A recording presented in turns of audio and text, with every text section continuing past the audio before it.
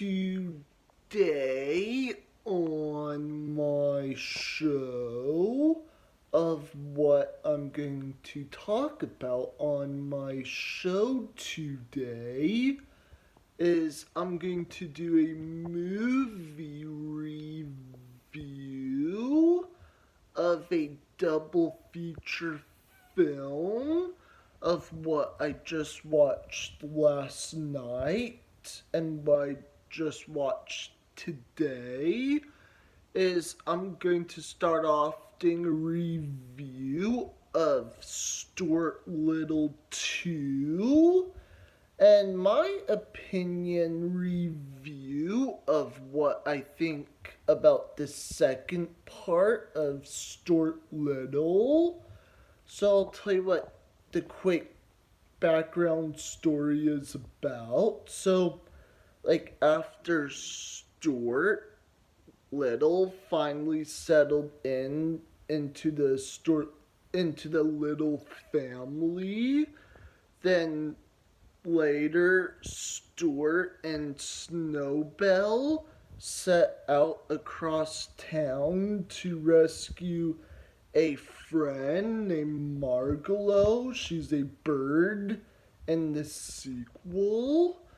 And my opinion of what I think about Stuart Little 2 is I thought it was just an okay film, but I think Michael J. Fox, Gina Davis, and the entire cast did an amazing job. And if anyone's seen the first Stuart Little movie, then they're probably going to enjoy Stuart Little 2, even though I thought it was also entertaining too. And yes, the movie is also filmed in New York. Yeah. And then now I'm going to do a review of what I just watched today.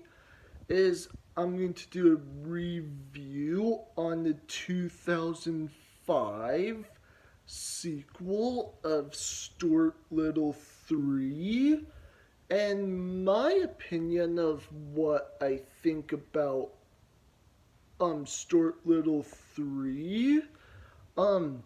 So this time, like, better if it's live action. So Sony Pictures decided to make it more like animation. I mean, the animation like was not bad, but it's not great. And I don't want to say that Stuart Little 3 was terrible, but for me, it was just a disappointment because, like, again, it just was not live action. And was it like a great, like, third part trilogy? Probably not, but I think, like, some people would say, hey, this movie is like really awesome, and some people would say it's like terrible. And I think, in my other opinion, that I think Stuart Little 1 and 2 are like kind of entertaining, like more like live action instead of the third one. And I think Stuart Little 3 is more for like younger audience to enjoy.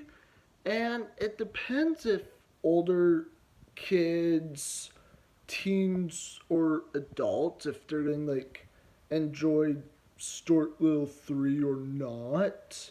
And it really depends on the movie audience. Like, if they enjoy the Stuart Little trilogy or not. And before I go, I also want to make this episode for people who enjoy the Stuart Little trilogy.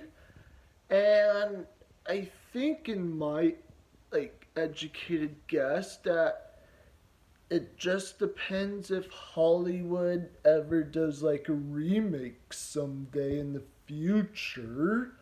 But it depends on how well it does at the box office, yeah.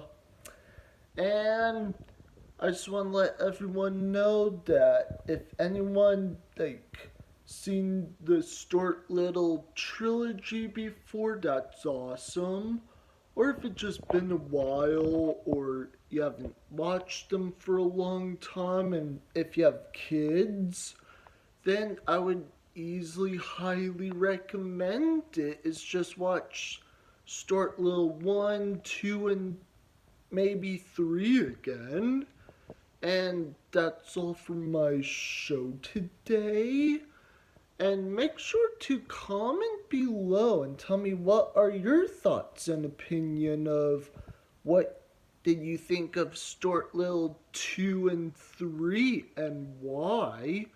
Did you enjoy it? Did you thought it was just okay or was it not your kind of sequels? But again, just tell me why of what you think in your own opinion. Don't forget to subscribe and click like on the bottom below if anyone enjoyed the Stuart Little trilogy. And that's all for my show today, and see you next time.